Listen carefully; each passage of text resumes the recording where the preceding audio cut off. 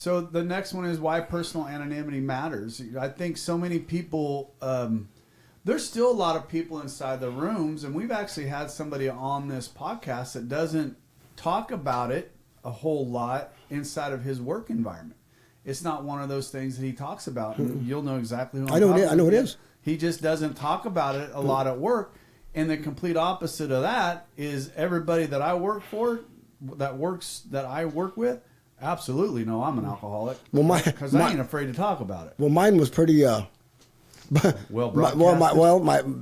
failed piss test, even though I studied hard for that son of a bitch, that failed piss test was pretty. I had to walk off the job, and then 7 years later, when I got sober, I got to call my boss, who took me to Uncle Chuck, and then it's hard to keep that under wraps. But isn't that anonymity part of being humble too, though? Absolutely. Yeah. So why? So well, it's protection. I don't ever want to soil the name of Alcoholics Anonymous or the steps or God, because if I fail, it's solely on me. It's because I didn't do what I needed to do or didn't continue to do what I needed to do. It's not that the steps failed me or the fellowship failed me or my brothers failed me. I failed me.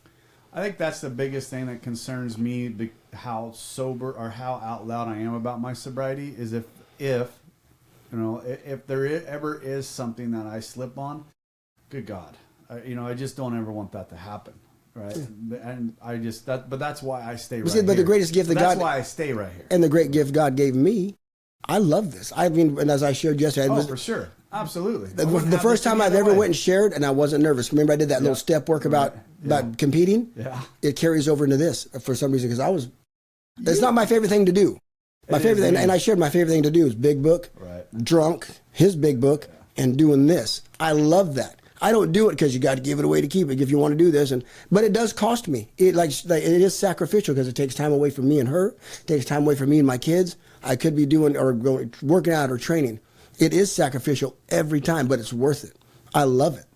Yeah, I don't love going to Manteca and sitting in front of all those men, and then you know what he says. John's like, "You guys are gonna." There was 30 of them in there, and I knew 2 of them. Besides Nathan that was there, I knew 2 of the guys, and you guys are gonna be blessed. We got a great speech. And I'm like, "Motherfucker, shut up, shut up." You know what? And I told him, "Hey, I apologize because you know what expectations do. They cause resentments. So you're gonna be, calling your sponsors and praying for John because the motherfucker set you up for." And I'm gonna let you down because my story's not exciting. Interesting question and I just wrote it down. Because I like to speak and that works for me and I enjoy that.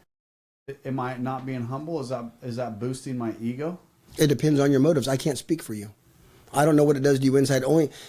Remember, justify, rationalize, minimize. I understand that, and I can tell you right now, every time I speak, I'm on fire. And I love me too. speaking. And sometimes for me, there's more of me in it that should be there, and sometimes there's none of me as it should be.